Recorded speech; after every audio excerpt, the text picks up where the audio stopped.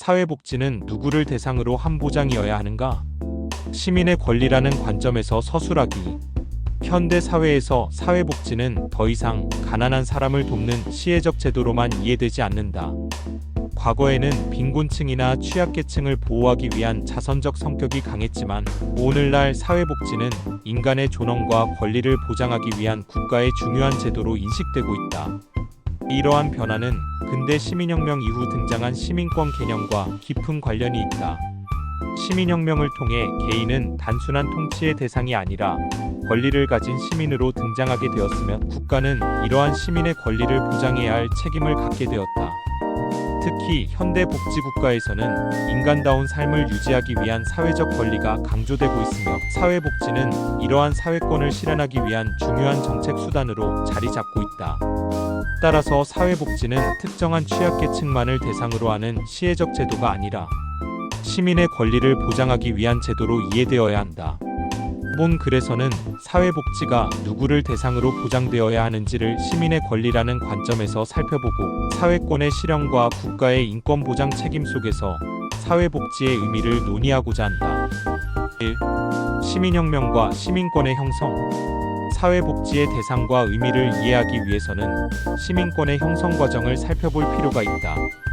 근대 이전의 사회에서는 왕이나 지배계층이 권력을 독점하고 있었으며 일반 사람들은 정치적 권리나 사회적 권리를 거의 보장받지 못했다. 그러나 시민혁명을 통해 개인은 권리를 가진 시민으로 등장하게 되었으며 국가 권력의 정당성 역시 시민에게서 비롯된다는 인식이 확립되었다. 시민혁명은 모든 권력은 국민으로부터 나온다는 민주주의 원리를 확립하였으며 국가는 시민이 부여한 권력을 바탕으로 시민의 권리를 보호하고 보장해야 할 책임을 갖게 되었다. 이러한 변화는 국가가 시민의 삶을 보장하기 위한 정책을 마련해야 한다는 요구로 이어졌으며 그 과정에서 사회복지 제도가 발전하게 되었다. 또한 많은 국가의 헌법은 인간의 존엄을 가장 중요한 가치로 규정하고 있다.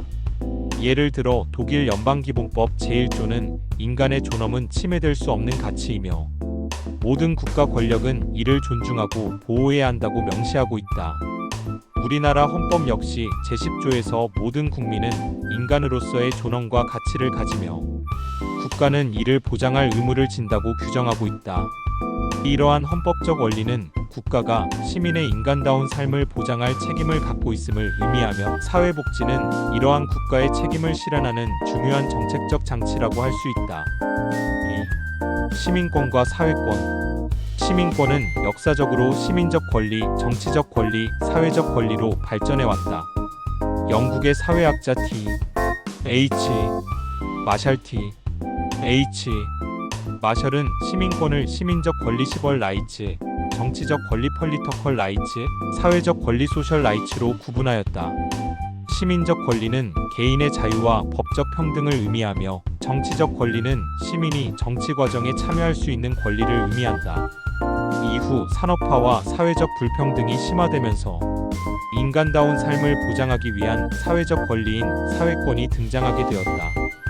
사회권은 시민이 인간다운 삶을 유지하기 위해 필요한 교육, 의료, 소득 보장, 돌봄 등의 사회적 서비스를 받을 권리를 의미한다. 즉, 사회권은 단순히 자유를 보장하는 것을 넘어 실제로 인간다운 삶을 가능하게 만드는 권리라고 할 수 있다. 이러한 사회권을 실현하기 위한 대표적인 정책이 바로 사회복지이다. 사회복지는 개인의 삶을 시장의 경쟁이나 개인의 능력에만 맡겨두지 않고 국가가 공적 제도를 통해 시민의 기본적인 생활을 보장하도록 하는 정책이다. 이는 사회복지가 단순한 서비스 제공을 넘어 시민의 권리를 실현하는 제도라는 점을 보여준다. 따라서 사회복지는 특정 계층만을 위한 제도가 아니라 모든 시민이 인간다운 삶을 유지하기 위해 보장받아야 할 권리 기반 제도라고 할 수 있다. 3. 국가의 인권 보장 책임과 공적 대응으로서의 사회복지. 현대 사회에서 사회복지는 국가의 인권 보장 책임과 밀접하게 연결되어 있다. 유엔은 국가의 인권 보장 의무를 세 가지로 제시하고 있다. 첫째는 인권을 존중할 의무이며, 둘째는 인권을 보호할 의무이고, 셋째는 인권을 충족시킬 의무이다. 이는 국가가 단순히 권리를 선언하는 것에 그치는 것이 아니라 시민의 삶 속에서 실제로 권리가 실현되도록 정책과 제도를 마련해야 한다는 것을 의미한다. 사회복지는 이러한 국가의 인권 보장 책임을 수행하기 위한 대표적인 공적 대응이다. 산업화와 도시화가 진행되면서 사회 문제는 점점 복잡해졌고 국가 행정만으로 모든 문제를 해결하기 어려워졌다. 이러한 상황에서 사회복지사와 같은 전문직이 등장하게 되었으며 사회복지사는 시민의 권리를 보장하기 위한 국가 정책을 현장에서 실천하는 역할을 담당하게 되었다. 따라서 사회복지사는 단순히 서비스를 제공하는 사람이 아니라 시민의 권리를 옹호하고 사회권의 실현을 지원하는 전문직으로 이해될 필요가 있다. 이는 사회복지 실천이 단순한 도움이나 보호의 차원을 넘어 시민의 권리를 보장하는 중요한 사회적 역할임을 의미한다. 4. 시혜적 복지에서 권리 기반 복지로의 전환. 과거의 사회복지는 빈곤층을 대상으로 한 시혜적 제도로 이해되는 경우가 많았다.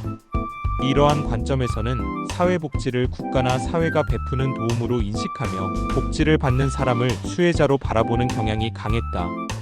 그러나 이러한 시혜적 접근은 인간의 존엄을 충분히 보장하지 못하며 시민을 권리의 주체로 인정하지 못한다는 한계를 가지고 있다. 현대 사회복지는 이러한 시혜적 패러다임을 넘어 권리 기반 접근을 강조하고 있다. 사회복지는 시민이 인간다운 삶을 유지하기 위해 반드시 보장받아야 할 권리이며 시민은 단순한 수혜자가 아니라 권리의 주체이다. 이러한 관점에서는 사회복지가 특정한 취약계층만을 위한 정책이 아니라 모든 시민을 대상으로 하는 보편적 제도로 이해된다. 또한 현대 사회복지는 시장에서 상품처럼 구매되는 것이 아니라 탈상품화를 통해 보장되어야 한다. 탈상품화란 개인의 삶이 시장의 구매력에 의해 결정되지 않도록 사회적 제도를 통해 보호하는 것을 의미한다.